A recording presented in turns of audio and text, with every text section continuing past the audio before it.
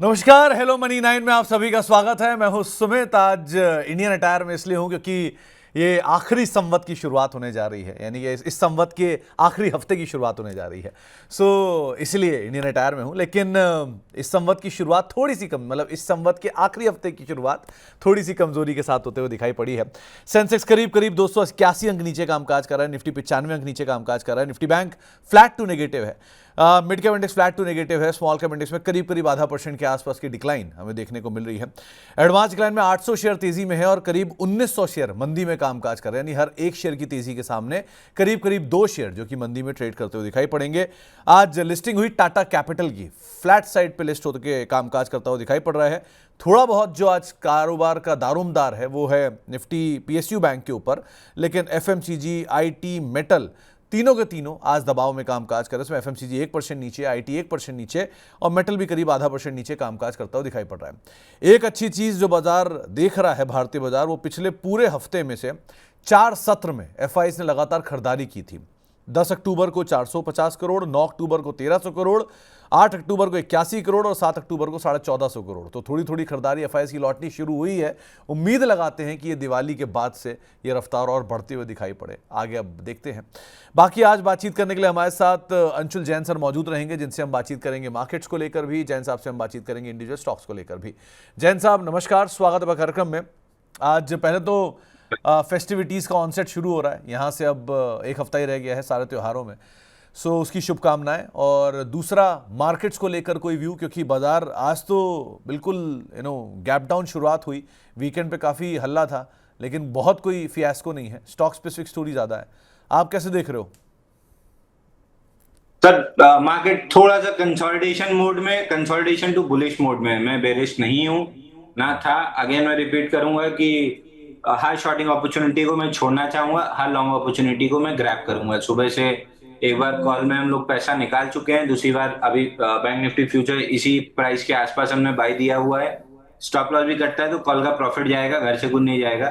But मैं short side नहीं trade कर रहा हूँ, मैं लॉन्ग साइड ही ट्रेड कर रहा हूँ। अगर आज का डे हाई निकलता है बैंक निफ्टी पे तो फिर 200-250 पॉइंट की और अपमूव आपको आराम से मिल जाएगी। तो अगर डे हाई का ब्रेकआउट मिलता है तो लॉन्ग प्ले करने की कोशिश करनी चाहिए। ओके। और निफ्टी बैंक, क्योंकि आज पीएसयू बैंक का सहारा तो है, लेकिन निफ्टी बैंक नहीं सपोर्ट कर रहा, यहाँ क्या करें?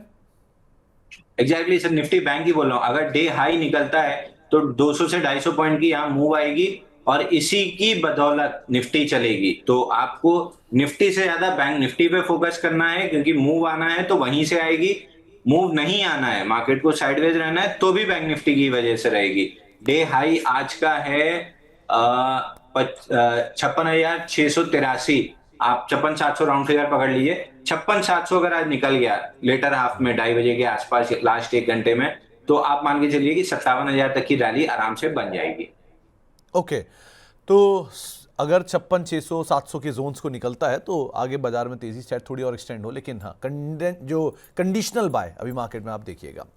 अब सीधे सवाल जो आपका सिलसिला शुरू कर लेते हैं और बातचीत कर लेते हैं दर्शकों के सवालों पर। अगर आपका भी कोई सवाल है, आप भी जैन साहब से किसी भी शेयर को लेकर उनकी राय जानना चाह रहे हैं, तो आपकी स्क्रीन पर नंबर है 9311121874, ये हमारा व्हाट्सएप नंबर है।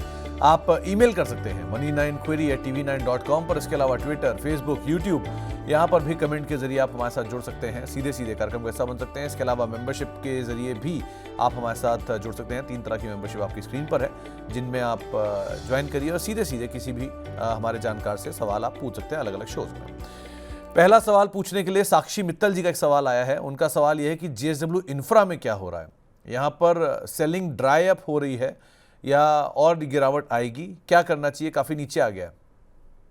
ये सेलिंग में कोई वॉल्यूम नहीं है, तो मोस्ट लाइकली रिटेल इन्वेस्टर ही अपनी प्रॉफिट बुकिंग कर रहे हैं, जो ऑल टाइम हाई के आसपास से आनी चाहिए थी। तो कई बार ऑल टाइम हाई टच करके आती है, कई बार हल्के नीचे से आती है, कई बार उसको हल्का सा पार करके आती है। तीनों के इसमें अदानी पावर थोड़ा ऊपर निकल के आया, इसमें थोड़े नीचे से आ गई।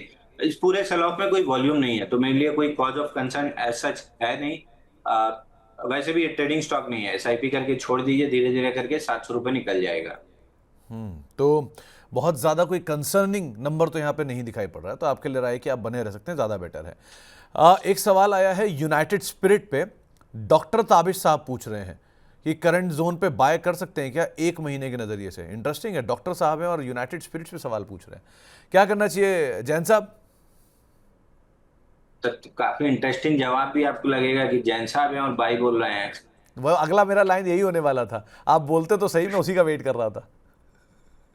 नहीं, मेरे को भी पता था कि अब आप कहाँ पकड़ेंगे, इतना तो एक्सपीरियंस अब इस ब्रेकआउट का भी हो गया है।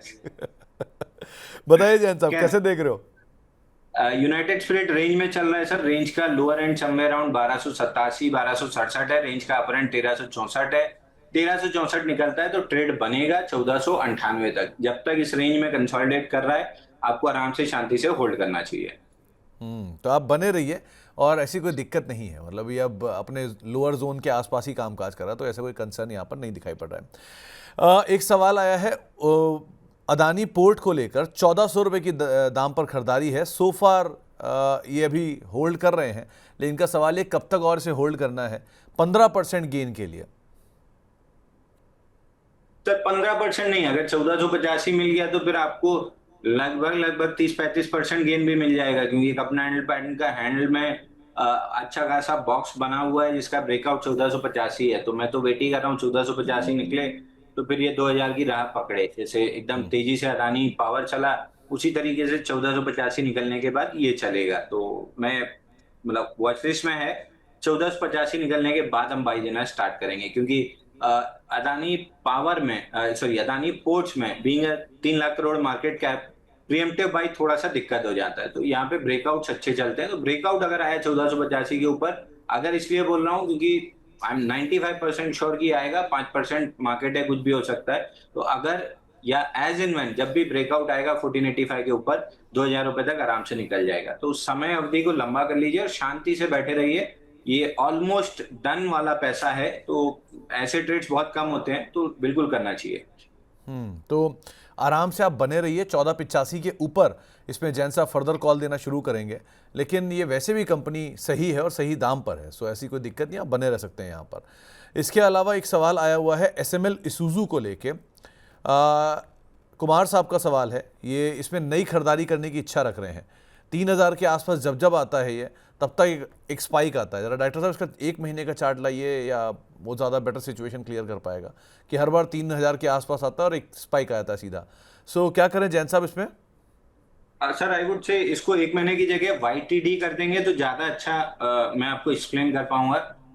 ये जो नीचे से ऊपर गया था, ये जो लास्ट मतलब पुल बैक के बाद हाईएस्ट हाई बनाया, वहां पे क्लियरली एटीआर एक्सटेंशन कैंडल्स दिखने लगी थी। और जब भी एटीआर एक्सटेंशन कैंडल्स दिखती हैं, प्राइमा फेसी एविडेंस आने लगता है कि शायद यहाँ पे बाइंग क्लाइमैक्स हो रहा है। और जैसे ही स्टॉक ने 3900 तोड़ा, इसमें बाइंग क्लाइमैक्स कंफर्म हो गया। अब उसके बाद पहला टारगेट ये कंप्लीट कर चुका है 3200 रुपए करीब का। दूसरा टारगेट करीब करीब 2000 से 2200 का बनता है। तो आफ्टर अ पुल बैक, अभी तो फिलहाल पुल बैक दिख रही है 3400 से 3500 रुपए तक। अगर ये लो वॉल्यूम पुल बैक रहा 3400 से 3500 के बीच में, तो फिर मोस्ट लाइकली ये नीचे में करीब करीब 2200 से 2000 की रेंज टेस्ट कर सकता है। तो 2200 से 2300 या 2000 की रेंज आ सकती है नीचे, अगर फर्दर एक्सटेंशन होता है बिकवाली का तो।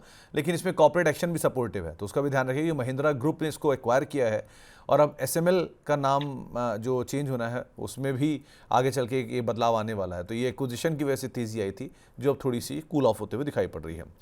इसके अलावा एक सवाल आया है अरिहंत योगी साहब का, पहले तो आपके प्रशंसक हैं, फ़ैन हैं, पूछ रहे हैं कि अंबुजा सीमेंट 540 रुपये के दाम पे लिया हुआ है, यहाँ क्या करें? और नीवा बूपा 82 रुपये के दाम पे लिया हुआ है, यहाँ क्या करें? सर अंबुजा सीमेंट तो यहाँ पे शांति से देखिए, ट्रेडिंग काउंटर नहीं है, इसमें ट्रेड करने की कोशिश करेंगे तो लॉस ही खाएंगे, क्योंकि मोमेंटम थोड़ा सा एराटिक रहता है और वॉल्यूम एक्टिविटी भी वैसी सपोर्टिव नहीं है कि कोई इसमें बढ़िया कॉल बनाया जा सके। तो इन्वेस्टिंग के लिए अगर रखें तो ऑल टाइम हाई आपको आराम से मिल जाएगा। इवेंचुअली जाना उसको 800-900 रुपए है, तो धीरे धीरे करके आप अगर चाहें तो एक्यूमुलेट कर सकते हैं। मेरे को इसी ग्रुप में एसीसी ज्यादा पसंद है, वो शायद ज्यादा जल्दी और ज्यादा स्ट्रांगली मूव कर ले, तो मेरे को एसीसी ज्यादा पसंद है। बट अगर आपके पास अंबुजा भी है तो जाना उसको all time high plus 10% extension है, तो आउट ऑफ द टू शायद एसीसी आपको ज्यादा रिटर्न दे देगा, बट जाना दोनों को ऑल टाइम हाई है। और नीवा पूपा में सर फाइनली ब्रेकडाउन आ गया है 80 रुपीज का। आज अगर इसके नीचे क्लोज कर देता है तो क्लियरली ये जाएगा पहले 72 और उसके बाद 68 तक। तो आपको सीमेंट में एसीसी अंबुजा ग्रुप से ज़्यादा बेटर लग रहा है। वैसे तो दोनों ही गोइंग फॉरवर्ड जाते हुए दिखाई पड़ेंगे नए हाई की तरफ, लेकिन फिर भी अगर आप देख रहे हैं तो एसीसी एक अच्छा विकल्प हो सकता है कंपेरेटिवली। आशुतोष साहब का सवाल आया, इनके पास पूना वाला फिनकॉप के 550 रुपए के दाम पे खरीदे हुए शेयर हैं और कीरी इंडस्ट्रीज के 601 रुपए के दाम पे खरीदे हुए शेयर हैं। क्या करें इन दोनों में? सर किरी इंडस्ट्री तो मेरे को वीक लग रहा है। नीचे में मतलब एक रेंज बनी है 692 ऊपर में और 505 नीचे में। अब इसमें प्रॉब्लम ये है कि अर्निंग्स की वजह से जो भी अब डिसअपॉइंटेड अर्निंग रही हो या जो भी रही हो, इसमें 30 मई को मतलब 29 मई को ब्रेकआउट दिया था और 30 मई को एकदम वर्टिकली उसको फेल करते हुए नीचे आया है। तो रेंज का लोअर एंड 500 505 टेस्ट हो सकता है। पुल बैक जो आना था वो भी कंप्लीट हो गया और डाउन मूव आ रहा है। तो कीरी इंडस्ट्री नीचे लग रहा है 505 रुपए तक। और दूसरा स्टॉक इनका पूना वाला फिनकॉप, इसमें हमारे क्लाइंट्स भी लॉन्ग हो सकते हैं। मंडे 6 अक्टूबर को तो हमने इंटरडे प्रॉफिट कमा लिया था, उसके बाद से 5-6 दिन हो गए हैं साइडवेज कंसोलिडेशन में। जैसे ही 10-20 डे मूविंग एवरेज कैचअप करेगा, ये काउंटर नेक्स्ट लेग में 590 तक की मूव दे सकता है। ओवरऑल 800 850 रुपए लग रहा है मेरे को जाते हुए। ओके, इसके अलावा एक और सवाल आया हुआ है प्रदीप दिदवानिया साहब का सुदर्शन केमिकल को लेकर। वो एंट्री लेने की बातचीत कर रहे हैं इसमें, क्या एंट्री लेनी चाहिए उन्हें? नहीं, बिल्कुल नहीं लेना चाहिए। फेल्ड ब्रेकआउट है और ब्रेकडाउन भी हो गया 1364 के नीचे। हाई लाइकली है कि 1210 1180 का रेट मिल सकता है। ओके, इसके अलावा अगला सवाल जो है वो ममता सिंह जी का है। इन्होंने पूछा है कि इंडिया ग्लाइकॉल 980 पे ले रखा है और ज्योति सीएनसी 990 रुपए पे ले रखा है। सो करना क्या चाहिए इन दोनों को? देखिए ज्योति सीएनसी में कल वॉल्यूम था, मतलब फ्राइडे को वॉल्यूम था 9 मिलियन का, 3476% वॉल्यूम राइज। और आज सेल ऑफ है लेकिन वॉल्यूम 50 डे एवरेज वॉल्यूम के बराबर है। तो जब तक इसका लो प्रोटेक्टेड है 900 रुपए का, आप आराम से होल्ड कर सकते हैं। बाउंस बैक में 1086 जाने के टारगेट, 1086 जाने की पॉसिबिलिटी है। इंडिया ग्लाइकोल में आज ब्रेकआउट बन रहा है, 818% वॉल्यूम राइज है। ठीक ठाक मूव है लेकिन रेजिस्टेंस जो था 999 उसको नहीं निकाल पाया। तो प्रोबेबली डे एंड तक वेट करेंगे। अगर 999 के ऊपर क्लोज करता है तो वे स्टॉक में लगभग 15-20% की और अपसाइड खुलेगी। तो क्लोजिंग तक देखिए, अगर 999 के नीचे क्लोज करता है तो फिर 1-2 दिन 4 दिन और अटेम्प्ट लगा सकता है। इन द फुल प्रोसेस अब 900 के नीचे क्लोजिंग नहीं आनी चाहिए। और दूसरा नाम जो इनका था वो था सीएनसी, ज्योति सीएनसी 990 पे खरीदा है, वहां पर तो ज्योति सीएनसी में सर कल 3476% वॉल्यूम राइज था। जब तक 900 प्रोटेक्टेड है 1086 का टारगेट मिल सकता है। लोहित चोपड़ा साहब के पास स्टार सीमेंट और लेमन ट्री और रिलायंस इंडस्ट्रीज में वीकली एसआईपी हो रही है। क्या ये डिसीजन सही है इनका? बिल्कुल सही है सर, आराम से छोड़ देना चाहिए, कोई दिक्कत नहीं। नहीं, वीकली एसआईपी ठीक होती है क्या जैन साहब? मैं तो पहले करते था सर। रिलायंस जब 8 साल साइडवेज कंसोलिडेशन में था तो मैं और मेरा फ्रेंड सर्किल पूरा वीकली एसआईपी करते थे, हर फ्राइडे रिलायंस खरीदना। इतना हमारे इकट्ठा हो गया था कि जब ब्रेकआउट बना उसमें काफी कायदे का पैसा हम लोग कमाए थे। तो weekly SIP in a good counter बहुत अच्छा रहेगा। जैसे जेएसडब्ल्यू इंफ्रा में आप कर सकते हो, पीपीएल फार्मा में कर सकते हो। कब चलेंगे ये नहीं पता, लेकिन हर फ्राइडे अगर आप लेते जाते हो तो जब भी चलें एटलीस्ट आपके पास एक साइजेबल क्वांटिटी तो रहेगी। कमाल है जैन साहब, इतने बड़े एचएनआई हो आप, हर वीकली एसआईपी किए चले जा रहे हो। और तभी मैं कहूँ रिलायंस की इक्विटी इतनी छोटी कैसे होती चली जा रही धीरे धीरे। एनीवेज आगे बढ़ते हैं। और एक और सवाल जो हमारे पास आया वो है बिट्टू कुमार साहब का। गोदरेज इंडस्ट्रीज इन्होंने 1100 के दाम पे लिया हुआ है, क्या इसमें बाउंस बैक की उम्मीद है? ये सर सामने आप लोग का कैमरा मेरी जेब भी देख लेता है क्या कितना पैसा है? नहीं नहीं सर, आपकी कैपेसिटी देख रहा हूँ मैं। रिलायंस का वॉल्यूम ड्राई होता जा रहा है, रिटेल एचएनआईज उसमें बढ़ते जा रहे हैं, एसआईपी वीकली हो रही है, तो हमने भी कुछ कुछ बेंचमार्क लगा लिए कि ऐसा शायद हुआ होगा। एनीवेज बताइए। कैपेसिटी से याद आया सर, जीएमडीसी और एचटीबीएल और यूनाइटेड स्पिरिट का भी डिस्कशन हो गया है। खैर गोदरेज इंडस्ट्री में फेल ब्रेकआउट है 1235 का, जिसके लॉन्ग लिक्विडेशन का पहला टारगेट 1026 है जो ऑलमोस्ट आज या कल में आ जाएगा। अब यहाँ से 1026 अगर टूटा तो 893, नहीं टूटा तो बाउंस बैक में 1150, और 1150 के बाद फिर 893। तो इवेंचुअली 893 आना है, बट 1026 पे क्या करता है इस पर डिपेंड करता है कि इसी लेग में आएगा या बाउंस बैक करके आएगा। एक और चीज़ जैन साहब, एक सवाल आया हुआ है कि पैसा लो डिजिटल में क्या करें। उन्होंने खरीदारी कर रखी है, खरीदना चाहते हैं, नहीं बताया, लेकिन इसमें करना क्या चाहिए? ब्रेकआउट अगेन वही, कल फ्राइडे को ब्रेकआउट दिया, आज वापस से फेल कर रहा है, लेकिन जब तक 35 रुपए प्रोटेक्टेड है तब तक मैं स्टॉक पे बुलिश हूँ। 35 के बाद मैं बेरिश हो जाऊंगा। जब तक 35 प्रोटेक्टेड है, 3 रुपए की रिस्क है, इतनी तो आपको लेनी ही पड़ेगी। तो जब तक 35 प्रोटेक्टेड है होल्ड करके रखिए। और एक सर सुबह मॉर्निंग वाले शो में वो दिया था, क्या नाम, एचबीएल इंजीनियरिंग। एक बार अगर चार्ट लगा लेंगे तो एचबीएल इंजीनियरिंग सुबह कितने में दिया था, स्पाइक आया डे हाई पर। सुबह 9:38 पे 897 में बाई दिया था। अभी ऑलमोस्ट टारगेट के आसपास आ रहा है, तो यहाँ पे हम आधा तो निकल चुके हैं और टारगेट के आसपास आ रहा है। तो जस्ट एन अपडेट कि टारगेट के आसपास आ रहा है, प्रॉफिट बुकिंग के लिए तैयार रहिएगा। ओके, एस्ट्रल लिमिटेड शिवम साहब ने 1626 रुपए के दाम पर खरीदारी कर रखी है और एशियन पेंट 2378 रुपए के दाम पर खरीदारी कर रखी है। ये दोनों कंपनियां क्लास कंपनियां और मतलब अमंग द बेस्ट रिटर्न देने वालों में रही हैं हिस्ट्री में। अब क्या किया जाए? सर अगर ट्रेड कर रहे हैं तो 6-8 महीना पकड़ लीजिए, आपको 2732 रुपए।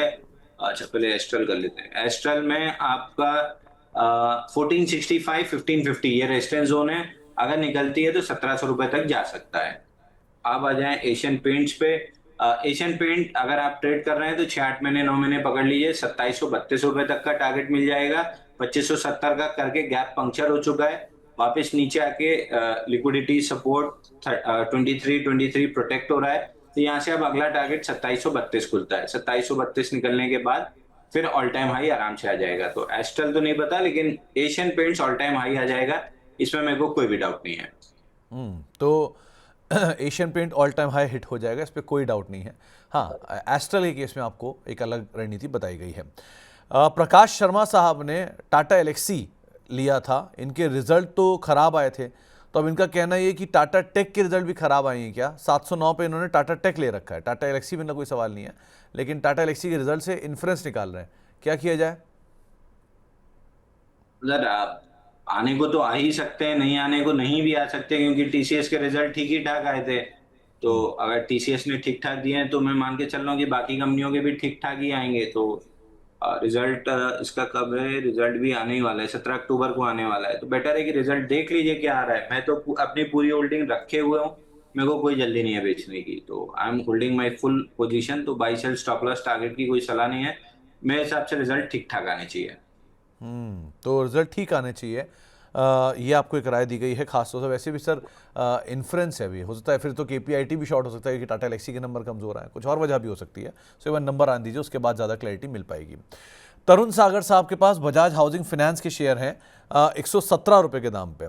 अब वो पूछ रहे हैं कि क्या इसको होल्ड करें लॉन्ग टर्म के लिए, या इसमें से स्विच करके रिलायंस या लेमन ट्री ले लें?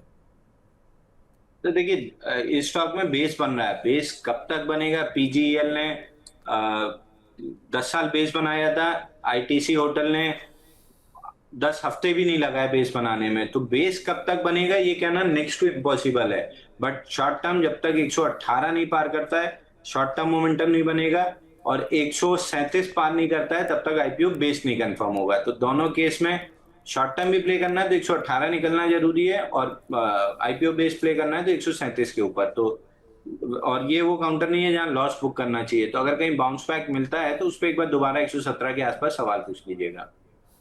तो आपको थोड़ा आईपीओ बेस बनने दीजिए, उसके बाद ज़्यादा बेटर रणनीति रहेगी। अब वो कब बनेगा ये अभी तय करना थोड़ा मुश्किल है। टाटा केमिकल बाय कर सकते हैं क्या शॉर्ट टर्म के लिए? ये मानस महापात्रा साहब का सवाल है। देखिए टाटा केमिकल फिर अपना 918 का सपोर्ट जोन प्रोटेक्ट कर लिया है, but 10-20 day moving average sir पे खड़े हैं। तो हो सकता है 5-7-8 दिन 9 दिन और ले ले, बट लगभग ये पिछले जून से पकड़ लीजिए, बार बार 918 आता है, ऊपर 990 जाता है, तो रेंज का लोअर एंड से प्रोटेक्ट हुआ है। होने के लिए आपके पास यहाँ से 15 रुपए है, 895 का स्टॉप लॉस ले लीजिए, गया तो 15, आया तो सीधा 100 रुपए, तो रिस्क लेने जैसी है कि 15 के सामने 100 रुपए, 1:6 1:7 का ट्रेड है, ये ट्रेड करने जैसा है। तो आपको एक राय टाटा केमिकल के लिए दी गई है। एक सवाल और आया है बलदेव जी का, इन्वायरो इंफ्रा इन्होंने 306 शेयर ले रखे हैं 254 रुपए के दाम पे, और जीएनजी इलेक्ट्रॉनिक्स पे एक नए निवेश की बात कर रहे हैं। जीएनजी का तो आईपीओ भी बहुत पुराना नहीं है और इन्वायरो का भी आईपीओ वैसे बहुत पुराना नहीं है, क्या करना चाहिए दोनों में? तो जीएनजी में तो ब्रेकआउट फेलियर है 378 पे, तो आईपीओ का जो लो है 308 रुपए, सॉरी 300 रुपए आईपीओ का लो है, ये आराम से टेस्ट कर सकता है, तो जीएनजी तो बिल्कुल भी नहीं छेड़ना है। और दूसरा काउंटर EIEL जो इनने पूछा, एनवायरो इंफ्रा, जब तक 240 243 की जोन प्रोटेक्टेड है, आप मान के चल सकते हैं कि 274 और 306 के टारगेट मिल सकते हैं। एक इंटरेस्टिंग सवाल आया फैसल हसन साहब का, ये पूछ रहे हैं कि इनके पास सीपीएससी ETF है, इसमें से बेचकर क्या जेएसडब्ल्यू इंफ्रा में स्विच कर जाएं? तुरंत कर लेना चाहिए, नो ब्रेनर, तुरंत इमीडिएटली। ओके, क्रॉम्पटन ग्रीव्स पे 308 रुपए के दाम पे खरीदारी है, यहां क्या करना चाहिए? क्रॉम्पटन ग्रीव्स, तो क्रॉम्पटन ग्रीव्स तो एक्सट्रीमली वीक लग रहा है, नीचे में 259 258 259 तक आ सकता है। एक सवाल रौनक जी का आया है, वो पूछ रहे हैं कि कोई स्मॉल या मीडियम लिकर कंपनी पसंद आ रही है क्या आपको? मतलब हाथ के इशारे पे मत जाएगा, स्मॉल कैप मिड कैप की बात कर रहा था मैं। जब पसंद तो है, लेकिन HDBL 115 के आसपास सपोर्ट लेगा तो ही पसंद आएगा, नहीं तो नहीं आएगा। और फिलहाल मेरी नजर केवल यूनाइटेड स्पिरिट पे है। यूनाइटेड स्पिरिट के चार्ट पैटर्न, स्ट्रक्चर, सारी चीजें अच्छी हैं, बस ब्रेकआउट चाहिए 1364 के ऊपर, मिल जाता है तो 1498 तक का प्ले कर लेंगे। तो फिलहाल बहुत सारी अंडर डेवलपमेंट है, बट सबसे अच्छा डेवलपमेंट यूनाइटेड स्पिरिट में है, तो मैं अभी उसी के साथ रहूंगा। कौन से ब्रांड पे नजर है, आई मीन कौन से वाले पैटर्न पे नजर है यूनाइटेड स्पिरिट्स में? रेक्टेंगल पैटर्न है। अच्छा अच्छा, चलो खैर, दिवाली भी आ रही है जैन साहब, शायद डिमांड भी गोइंग फॉरवर्ड बढ़ते हुए दिखाई पड़े, वैसे भी सही दाम के आसपास है, नंबर पे भी नजर रखनी ही होगी ऑब्वियसली। एक सवाल नितेश कुमार सिंह साहब का आया है, उनके पास देवांगरी शुगर का शेयर है 4 रुपए के दाम पे, अब वो पूछे कहाँ एवरेज करना चाहिए, कैसे देख रहे हो इसका चार्ट अभी? एवरेज तो मतलब माइक्रो कैप काउंटर्स में एवरेजिंग नहीं की जाती है। 362 के स्टॉप लॉस के नीचे कल वीक लॉन्ग एलिमिनेट हुए हैं, आज भी उसी के आसपास घूम रहा है। 360 के नीचे क्लोज करता है तो आपको एग्जिट करना है, नहीं तो ये वापस से स्टॉक ऊपर में 4.33 और वो निकलता है तो फिर 6.33 रुपए तक के टारगेट मिल सकते हैं, बट 360 के नीचे क्लोजिंग पे खराब हो जाएगा। ओके, ये संदीप सरोहा साहब पूछ रहे हैं कि हिंडाल्को में क्या करें, 590 रुपए के दाम पे खरीदारी की है, अब ये पूछ रहे हैं कि क्या 590 वापस आएगा क्या? हिंडाल्को 590 तो मुश्किल है सर। हिंडाल्को बहुत बहुत, अगर सब कुछ मार्केट पूरा एकदम डूम होने लगा और करेक्शन बहुत ज्यादा कुछ आ गया तो 709 फार एंड, इससे नीचे मैं देख ही नहीं रहा हूँ। बाकी यहाँ पे टाइट रेंज में कंसोलिडेशन है, हम थोड़ा थोड़ा माल छोड़ना स्टार्ट कर दिए हैं, बट टाइट रेंज में कंसोलिडेशन है, मेरे को अभी भी 1000 रुपए जाते हुए दिख रहा है। ओके, एक सवाल आया है शंकर सिंह साहब का, ये हमारे मेंबर भी हैं, ये पूछ रहे हैं, पहले तो आपको ये अपना रिगार्ड दे रहे हैं, नमस्कार कर रहे हैं, दूसरा इनके पास रैलिस के शेयर हैं 335 रुपए के दाम पर, और JBM ऑटो है 700 रुपए के दाम पर, क्या करना चाहिए इन दोनों में? दोनों में 12% का लॉस है, एवरेज करें क्या? सर एक JBM ऑटो बताया, दूसरा कौन सा बताया? रैलिस इंडिया। रैलिस, रैलिस तो टाटा ग्रुप वाली हो गई। रैलिस फिलहाल देखिए ब्रेकआउट फेल किया है 385 पे, लॉन्ग लिक्विडेशन चल रहा है, जिसका पहला टारगेट 287 है, ऑलमोस्ट कंप्लीट होने वाला है।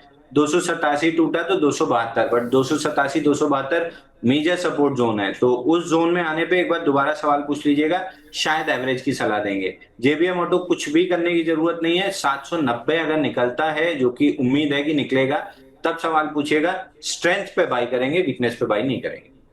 ओके, तो स्ट्रेंथ पे बाय करेंगे, वीकनेस पे आप बाय मत करिएगा। अदीब अहमद साहब ने सवाल पूछा है कि टाटा मोटर्स में क्या करें। ऑब्वियसली सवाल तो आता ही है रोज, तो आज कैसे देख रहे हो आप टाटा मोटर को? खराब है सर, एग्जैक्टली वही जो अभी तक व्यू था कि 655 का सपोर्ट है, टेस्ट होगा 735 पे, इसलिए मैंने बार बार बोला था कि एक बार प्रॉफिट बुक कर लीजिए, नीचे में मिलेगा तो ठीक, ब्रेकआउट ले लेगा तो ठीक, दोनों केस में एंटर कर लेंगे। It is always easier to reenter than to hold a losing position. तो अब घबराहट और बढ़ने लगेगी, अगर 655 तोड़ दिया 608 आ सकता है, बट अब कल से दो अलग अलग कंपनी, अलग अलग चार्ट, अब फिर डेटा रहेगा नहीं रहेगा या एडजस्टेड डेटा करेंगे क्या करेंगे ये कल पता चलेगा। तो अब टाटा मोटर्स का जो डेटा भी बहुत कम हो जाएगा अपने पास, तो अब और डिस्कस करना मुश्किल हो जाएगा। तो जो भी लोग टाटा मोटर खरीदना चाहते हैं स्पिन ऑफ के लिए, यानी कि डीमर्जर जो हो रहा है उसके लिए, उसकी आखिरी तारीख आज है। सो ज़रा आप ध्यान से करिए, कल ये एक्स होके आपको दिखाई पड़ेगा, एक्स डीमर्जर, तो इसलिए टाटा मोटर्स पे इस लिहाज से भी नज़र रखिएगा। एक सवाल आया है राहुल भाई का, ये पूछ रहे हैं कि ट्रू ग्रीन बायो एनर्जी में फ्रेश एंट्री कर सकते हैं क्या? सुना आपने इसका नाम? ट्रू ग्रीन एनर्जी, जी, TRU,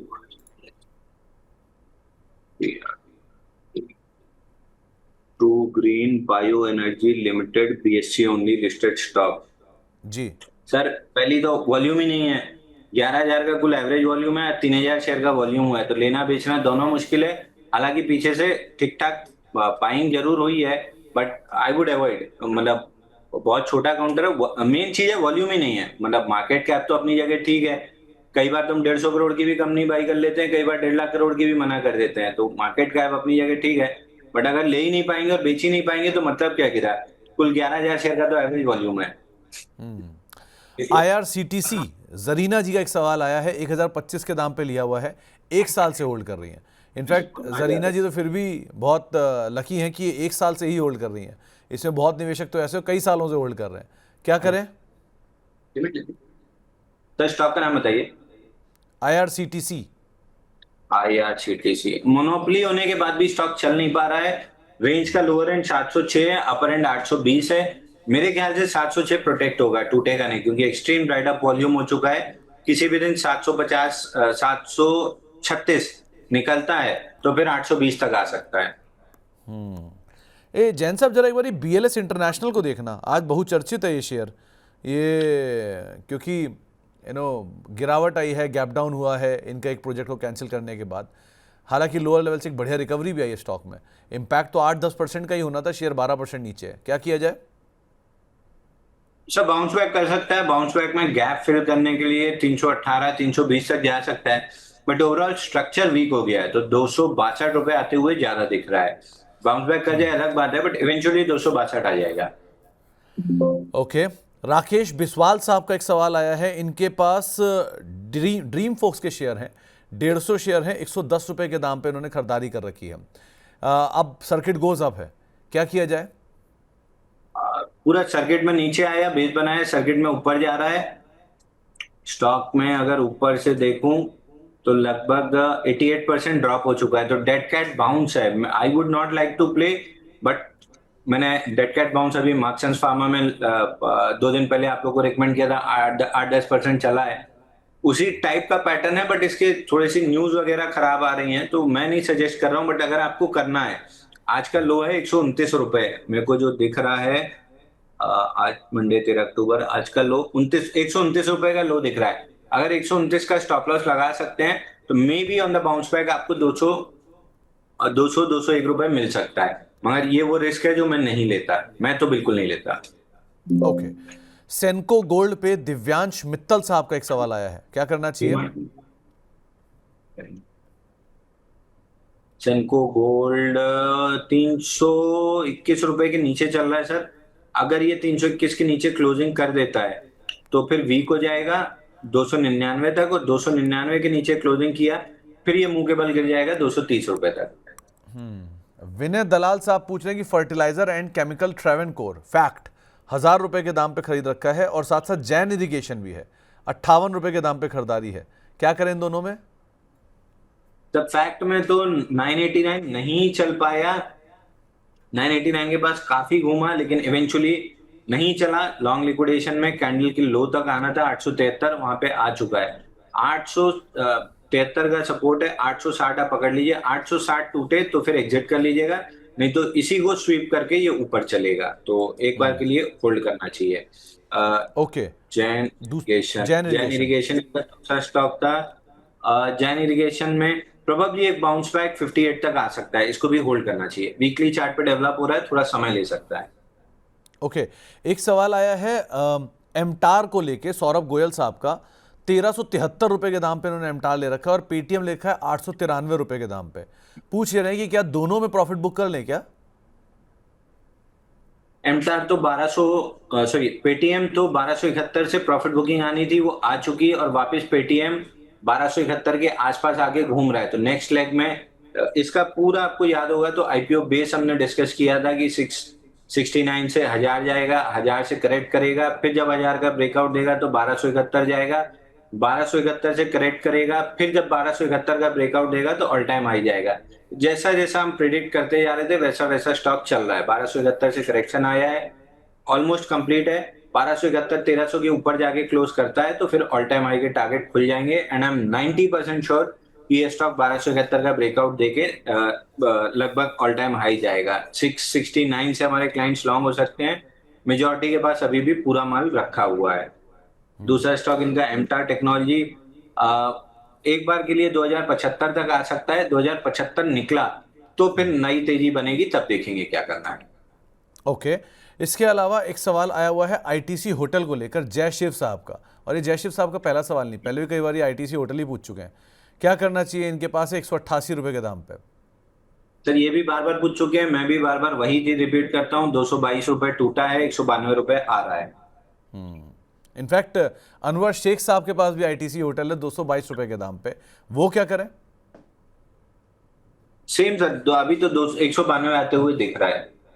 चलिए, तो शेख साहब आपके लिए भी यही राय है और बहुत बहुत शुक्रिया हौसला अफजाई के लिए भी। इसके अलावा एक सवाल आया है गगन अग्रवाल साहब का। इन्होंने जेम एरोमेटिक्स ले रखा है 325 रुपए के दाम पे। अब 30% नीचे है। ये दोनों ही आईपीओ इन्होंने लिए हैं, बीएमडब्ल्यू वेंचर और जेम एरोमेटिक्स। अब इन्हें क्या करना चाहिए? बीएमडब्ल्यू वेंचर और जेम एरोमेटिक, सर दोनों ही डाउन ट्रेंडिंग में। बीएमडब्ल्यू वो जेम एरोमेटिक तो डाउन ट्रेंडिंग लग रहा है।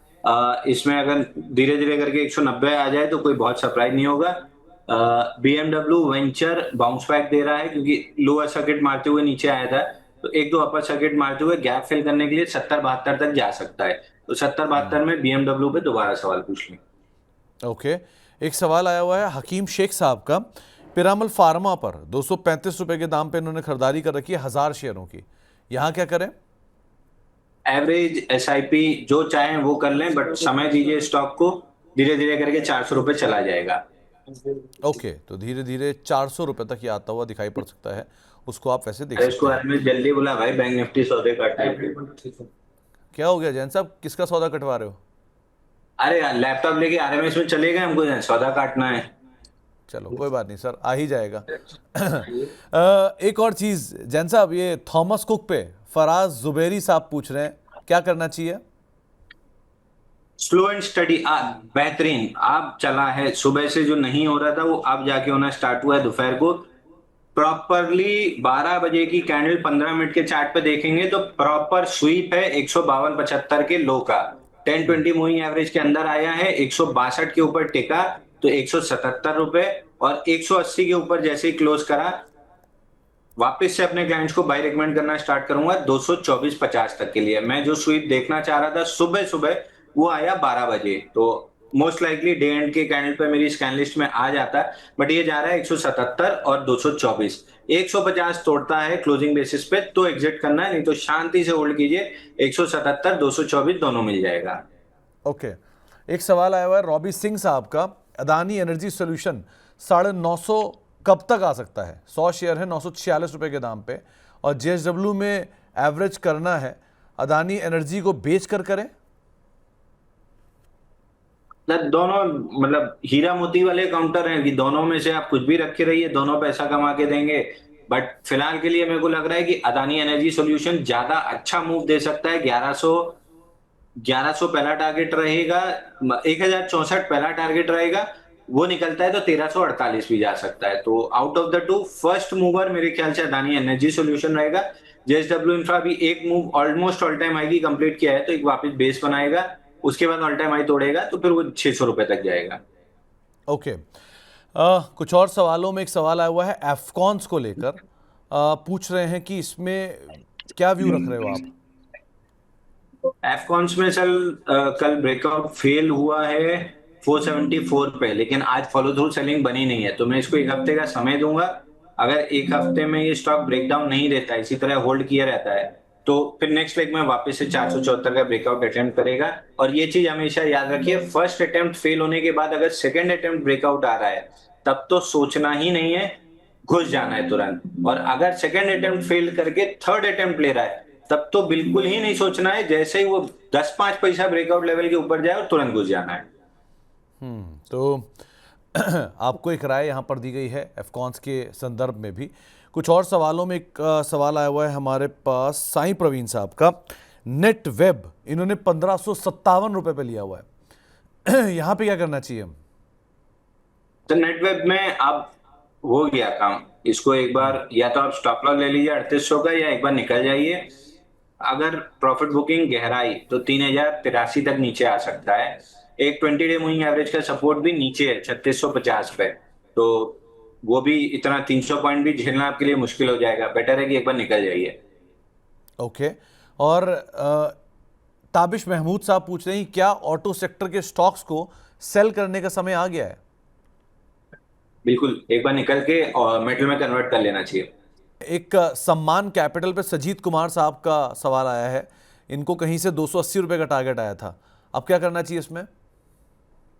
कैपिटल को सम्मान मिलना चालू होगा 165 रुपए के ऊपर 206 तक के लिए। स्टैंडर्ड डिस्क्लेमर, हमारे क्लाइंट्स लॉन्ग हो सकते हैं। 140 में भी हमने बाई दिया था, 164 पे बुक कर लिया है, 163 के आसपास दोबारा बाई दिया है, 206 हमको जाते हुए दिख रहा है। ओके। एक सवाल आया हुआ है आरएस इंफ्रा पे 160 रुपए के दाम पे खरीदारी है, यहाँ क्या करना चाहिए? सर, अपने बात करते करते एचबीएल इंजीनियरिंग 927 हो गया, 926.70। आरएस इंफ्रा इस स्टॉक में भी सर एफआईआई की होल्डिंग बढ़िया है, और एग्जैक्टली जो थॉमस कुक ने आज कर रहा है, इसने 1 अक्टूबर को किया था। 153 का लो स्वीप करके ऊपर आया 164 तक, 179 तक आराम से निकल जाएगा। 179 निकलता है तो फिर ऑल टाइम हाई 208.50 तक जाएगा। ओके। और लास्टली एक सवाल आया है विनय कुमार साहब का, ये पूछ रही कोई 3 शेयर बताइए जो कि एसआईपी के तौर पे देखे जा सकते हो 1 साल के लिए। 1 साल के लिए एसआईपी तो बेटर है कि आप कोई म्यूचुअल फंड में कर लें, या अगर चाहिए ये स्टॉक तो फिर आपका होना चाहिए एक जेएसडब्ल्यू इंफ्रा, एक पीपीएल फार्मा, एक एसीसी, शायद एशियन पेंट, अगर आप चौथा जोड़ सकें तो एशियन पेंट। रिलायंस में चाहें तो रिलायंस में कर लें। सेक्टोरियली अगर आपको करना है तो मेटल स्टॉक्स में कर सकते हैं, इसमें वेदांता, टाटा स्टील, हिंडाल्को आता है। तो एक नहीं कई नाम आपको बता दिए हैं, इनमें से कोई भी नाम आप उठा लीजिए और उसके हिसाब से अपनी रणनीति बना लीजिए, खास तौर से कैसे आपको निवेश करना है एसआईपी के तौर पे। चलो जैन साहब के जाने का समय भी हो रहा है, तो जाने से पहले उनकी इंडिविजुअल कॉल भी देख लेते हैं चुन चुन के में।